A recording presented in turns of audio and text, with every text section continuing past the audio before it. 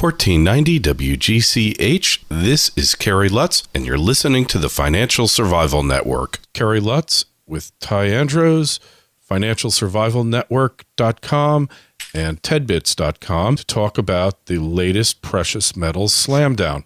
Ty, how are you? Good. How are you today, sir? Doing good. Just sitting back in the bleacher seats, watching the team slog it out. And slugging it is. So what's your take on what we're seeing here? Well, gold's going through an exercise that it's gone through a number of times over the last 10 years, and it's a intermediate to long-term pullback, and, getting all the weak hands out and correcting, a lot of exuberance, which was rightly justified. And, we've got, actually, I think it's probably the best buying opportunity, and actually the best buying opportunity was last December, but it's just completing a head and shoulders bottom, as is silver, and sentiment is black. But the big manipulators have one big problem, in that they really already flushed the public. And so when they slam it like this, Kerry, my belief is that the buyers are not people that are buying it for a trade, but are central banks buying it for delivery. Right. So you think that the central banks are actively buying in the futures exchanges? I believe they're buying in the futures exchanges. I believe they're buying at the London Metals Exchange. I believe that the Chinese have made an art of buying pullbacks, whether it be grains or metals or whatever. They understand the nature of a market with too much money chasing too few goods. They understand that the United States is desperate to mask the canary in the coal mine to what they're doing, monetizing debt, which is obscene. The Federal Reserve has been buying 60 to 90% of all the treasuries going back for years now. But when I talk about 60 to 90%, I'm talking, in this case, the 10 and 30-year variety. And so, we've gotten Bernanke talking that gold is not money, and which we've never seen him talk about really for as long as I can remember. They're really nervous. We've been having the velocity of money fall for a long time, and that means that money is just landing on the sidelines and not being put back into use. And it's falling, Kerry, because one, zombie banks don't have money. If you're insolvent, it's tough to loan to new people unless it's just really clean lending. And two, they're scared to death. They're scared to death of politicians and taxes and regulations, and so they're just sitting it out on the sidelines. They don't know what money is, so they don't realize how much of their purchasing power has been stolen, but they're scared. But, the central banks can continue to print money, and sooner or later they're going to get scared and they're going to jump off the sideline just like they jumped on it. God, it's killing me. I'm really hurting in my own account. I thought we had really made the low back in December, but it's pretty clear by the charts that I've given you that we're making head and shoulders bottoms, both in gold and silver. And I sent you some sentiment gold indicator score from Sentiment Trader. And as you can see, that is as black as it's been in 10 years. It's as good of a buying opportunity as we've seen in 10 years. And the idea that the Federal Reserve is done printing, or the Bank of ECB or the Bank of England is printing, is, absurd. They have $20 to $25 trillion worth of debt, but they can't say, okay, we're going to monetize it. They have to play a kabuki dance. So and that's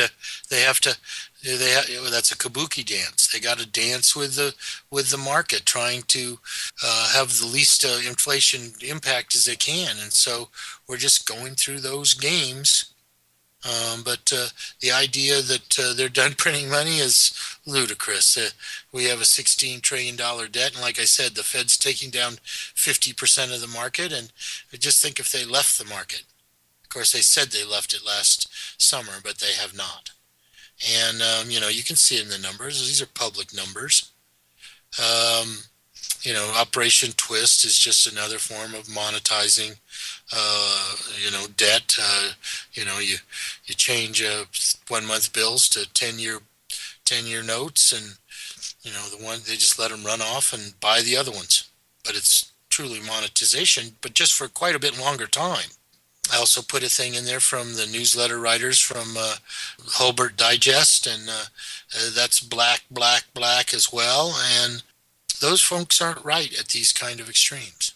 And you never know which way these markets can go. They're so volatile and manipulated and rigged that sometimes it's best to just stand aside and get out of the way so you don't get run over. I'd be a buyer. Mm-hmm. I'm a buyer on this pullback. I was a buyer back in December, and with my clients that need to add to their positions, I'm telling them to add to the positions, and nothing's changed. If anything, it's worse. Spain is exploding as we speak, and part of this sell-off was supposedly Spain, but the only thing that's going to rescue Spain is one thing. Yeah, what's that? Control Alt P. Okay, as they say at Zero Hedge, which means hit the print button. Yeah. I don't know. I think they need to do Control Alternate Delete to reboot everything and start over again, clear out the memory and get rid of the debt. Let's get this thing restarted, because better off to do it voluntarily than to be forced to do this reset that we all know is coming. They'll never do it voluntarily, and it's guaranteed that the reset is coming. How will we know when the reset's about to be hit? Your ATM will shut down. Totally, or will I be able to take out $100 a day like in Argentina? Oh, who knows? They're going to try to keep the system going, and they will. But, and I don't expect barter to be around for long, although I'm prepared for it. And nothing has changed. Nothing. Yeah. I promise you the strongest of the strong hands are taking gold off these people, and most of them are going to expect delivery. And, of course, these people just sold paper gold. They don't have the gold to sell. Of course. That's why the whole commodities exchange has turned into just a big scam. Place to manipulate the price and take money from the dupes. Well, I guess I don't agree with that. I guess I don't, there's a lot of money in the commodities industry, but I kind of look at it more as gold and silver.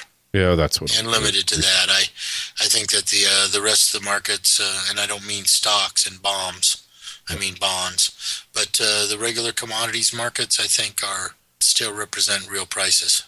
Yeah, of course. I mean, you don't have the short positions in any other commodities except the precious metals, so that's obvious.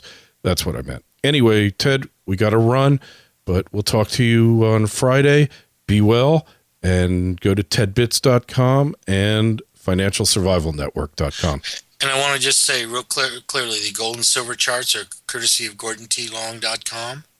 The sentiment charts are courtesy of Sentiment Trader and the Holbert Digest. Thank you. All right. Take care, Ted.